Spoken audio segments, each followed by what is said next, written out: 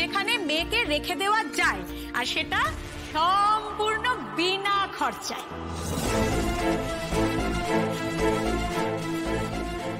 আবার আমরা বাড়ির লোকজন, আমরা যদি কেউ কিছু বলতে চাই, তাহলে আবার গ্রামের লোকজন নিয়ে ওর বাবা এখানে হাজির হয়ে ভয় দেখিয়ে যাবে।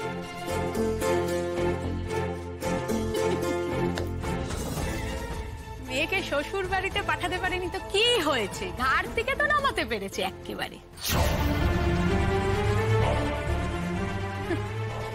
আমাদের ব্যাপারে কে কি ভাবলো, আমার ছেলের সম্পর্কে কে কি বললো, কি যায় আসে।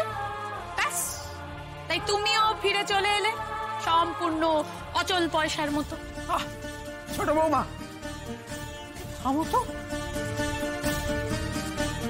ওর থেকে ছেলে মেয়েগুলো একটু বসার অবসরটুকু পাইনি, অমনি তোমার শুরু হয়ে গেল। দেখো, সবকিছু বলার একটা সময় অসময় আছে, এটা মানো তো।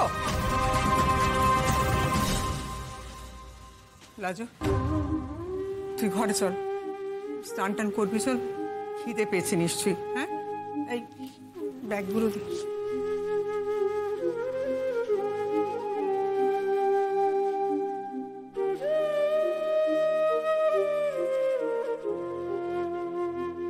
চল চল।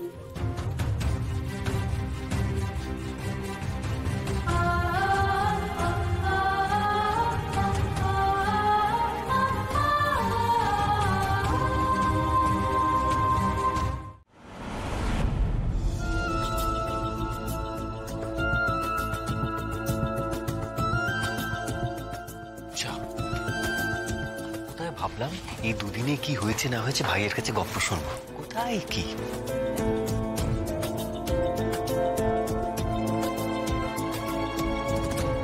মা, আমি তো ঠিকই বললো গো। তুমি দেখলে না ছোটদা ভাই ড্যাশবোর্ডে মাথা গুঁতো খেয়ে লাজুর কেমন কপালটা ফুলে গেছে লাল হয়ে, আর তুমি এসে এসব শুরু করে দিলে। আচ্ছা, এই কথাগুলো তো আগে অনেকবার হয়েছে, আই এম শিওর পরবর্তীকালে অনেকবার হবে। এক্ষুনি কি এগুলো না বললে চলছিল না? থাম থাম, হ্যাঁ থাম। ওই মেয়েটাকে দেখলে না আমি আমার মাথাটা ঠিক রাখতে পারি না। ওর সাথে এখন আমাকে ভেবে চিনতে, জায়গা পরিস্থিতি সমস্ত কিছু বুঝে তারপরে কথা বলতে হবে। হ্যাঁ, এই শোন শোন, এই এতই যদি সমস্যা হয় তাহলে ওকে অন্য কোথাও পাঠিয়ে দেন, আমার ঘর থেকে নামা না। হ্যাঁ, এটাকে যে তাড়ানো যাবে না সেটা বুঝে গেছিস তো, তাহলে শুধু শুধু অশান্তি কেন বাড়াচ্ছিস বলতো? বুঝতে পারছো না দিদি ভাই, দিদি ভাই তোমরা বুঝতে পারছো না। আমার ভালো লাগছে না দিদি ভাই। এই যে ও অনুভবের সাথে অষ্টমঙ্গলায় গেছে, আবার ফিরে এসেছে, স্বামী স্ত্রী না হয়েও ওরা স্বামী স্ত্রীর মতো ব্যবহার করছে বাইরের লোকের সামনে। আমার এগুলো দেখতে ভালো লাগছে না। এগুলো দেখে আমার কি হচ্ছে তুমি বুঝতে পারছো না দিদি ভাই। আমার ভয় করছে। অনুভব যদি কোনো ভুল করে বসে, ওই মেয়েটাকে যদি আমাদের ছেলের বউ বলে অ্যাকসেপ্ট করতে হয়, তুমি বুঝতে পারছো কতখানি লজ্জার ব্যাপার?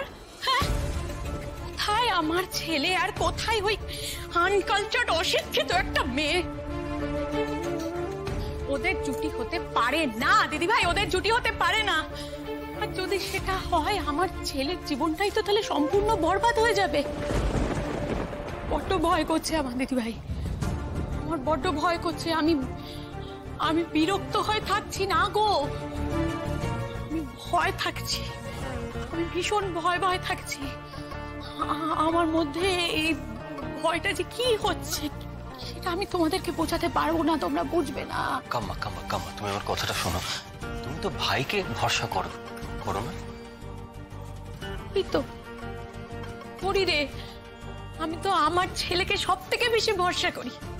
কিন্তু ওই যে গ্রামের ভীষণ সরল সাদাসিধে মেয়ে, ভীষণ ছেলে মানুষ, ভীষণ ভালো মেয়ে, ওই মেয়েটাকে যে আমি একটুও ভরসা করি না।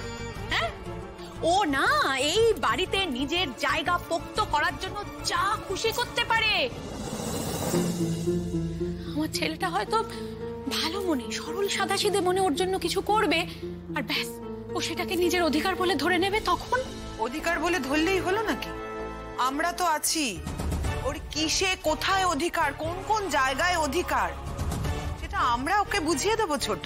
না না না দিদিভাই না, তুমি বুঝতে পারছো না দিদিভাই, ও এখানে একেবারে গিঁড়ে বসবে বলেই কিন্তু এই অষ্টমঙ্গলা থেকে ফিরে এসেছে। তুমি মাকে দেখেছো? একেবারে হাসি মুখে ওকে বরণ করে ঘরে তুলল। মা যে কেন আমার কথাটা বুঝতে চাইছেন আমি জানি না। মা, তুমি না সবকিছুতেই বড্ড বাড়াবাড়ি করো।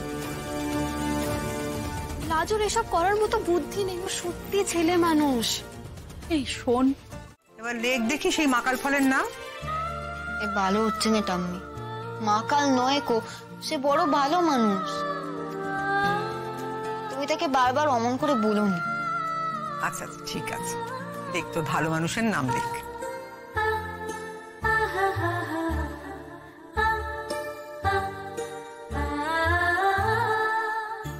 দেখি।